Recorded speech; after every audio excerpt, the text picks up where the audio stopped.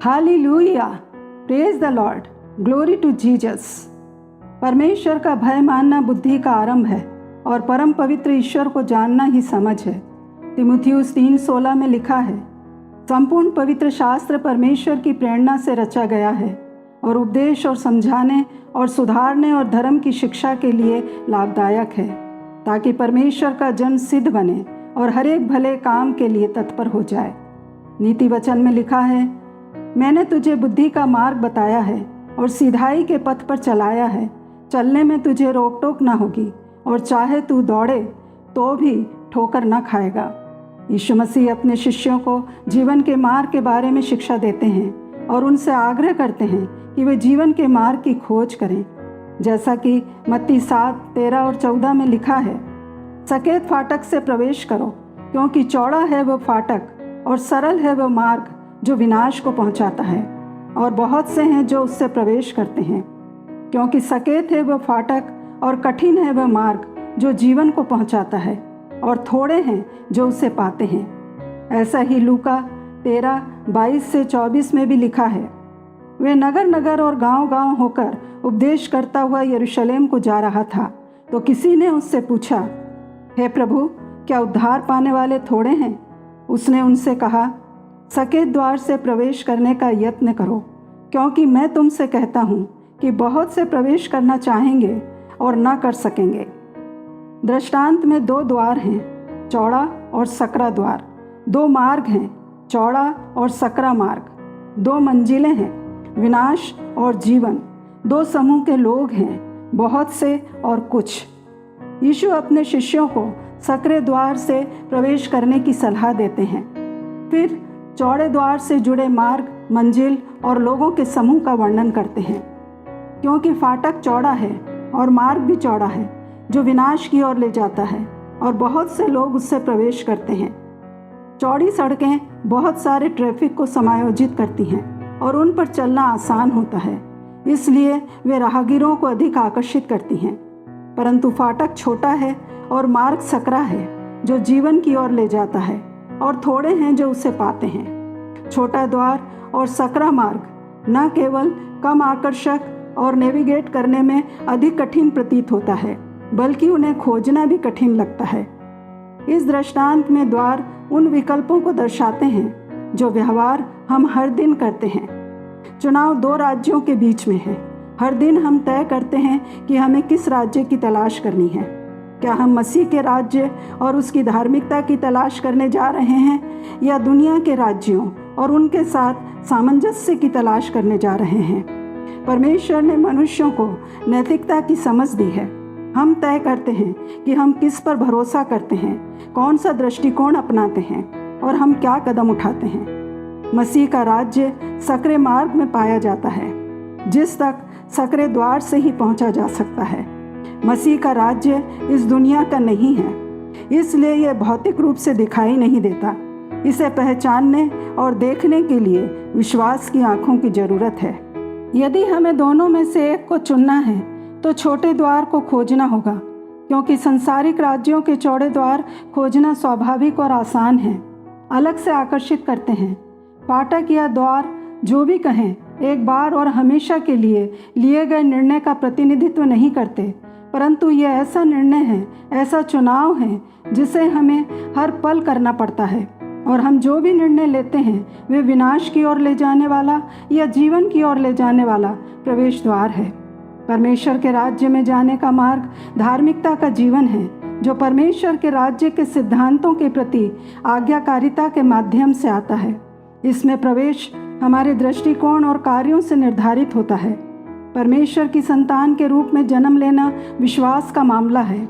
जितनों ने उसे ग्रहण किया, उसने उन्हें परमेश्वर की संतान होने का अधिकार दिया, अर्थात उन्हें जो उसके नाम पर विश्वास करते हैं। क्योंकि धार्मिकता के लिए मन से विश्वास किया जाता है और उद्धार के लिए मुंह से अंगीकार किया जाता है, लेकिन राज्य में सक्रिय भागीदार और शासक बनने के लिए राज्य की प्राथमिकताओं की जिम्मेदारी को स्वीकार करना और उसे निभाना आवश्यक है। क्या आज हमारे जीवन का तरीका इस दुनिया के राज्यों का सा है या मसीह के राज्य का सा है? क्या इस समय हमारे दिल में नफरत या वासना है? क्या हम आज भी नैतिक रूप से उच्च होने का दावा करते हुए दूसरों के साथ विश्वासघात करते हैं? क्या हम इस समय दयालु और न्यायप्रिय हैं?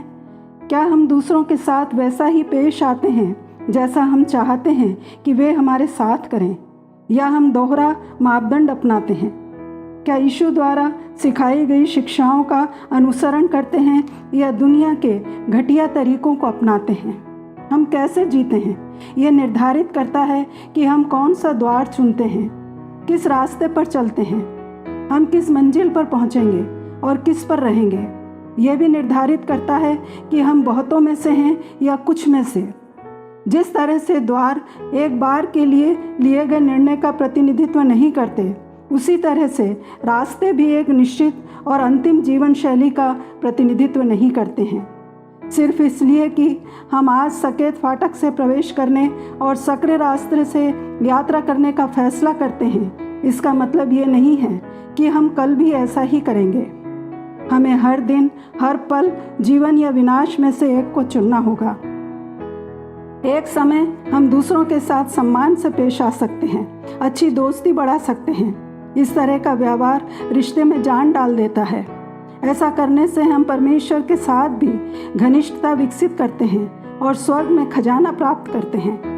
परंतु अगले ही पल हम ईर्ष्यालु, स्वार्थी, जलन रखने वाले, क्रोध करने वाले और अधिकार जताने वाले हो सकते हैं और रिश्तों में विनाश ला सकते हैं। तो हमारा दृष्टिकोण और हमारे कार्य दो संभावित परिणाम लाते हैं। हम जो भी निर्णय लेंगे या तो विनाश के लिए होगा या जीवन के लिए।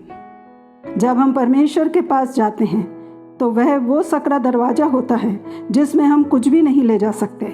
हम अपने अच्छे कामों या अपने नैतिक व्यवहार के साथ, प्रदर्शन या दिखावे के साथ अंदर जाने की कोशिश करते हैं और हमें लगता है कि यह मेरे अंदर जाने का टिकट होगा, लेकिन यह काम नहीं करेगा। परमेश्वर तक पहुंचने का रास्ता ऐसा होगा कि इन अतिरिक्त चीज़ों को अंदर लाने के लिए कोई जगह ही नहीं है। जब हम सब कुछ छोड़ने को तैयार होते हैं तभी हम उसके करीब आ सकते हैं। लेकिन मेरे प्रियो, अच्छी खबर यह है कि यीशु मसीह हमारा वकील है। उसके बहाए गए लहू और टूटे हुए शरीर के कारण ही हमें अंदर जाने की अनुमति है, क्योंकि उसने हमारा प्रवेश शुल्क का भुगतान कर दिया है।